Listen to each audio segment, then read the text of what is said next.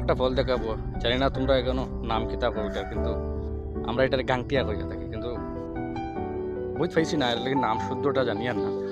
আর যদি জানো তো কমেন্টে জানাইও, কারণ এটা ফাঁকার পরে লেচুটার লেচুর মতো হয়, মানে মিষ্টি। আমি দেখাই আর ও যেটা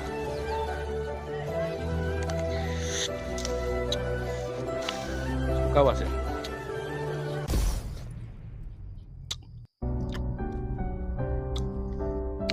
লবণ এবং মরিচ দিয়া খাইতে খুব টেস্ট। আলু শুকা আলু শুকা খাইতে করি।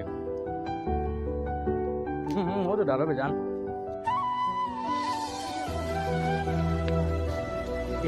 গাছেও খাটি না বাংছে।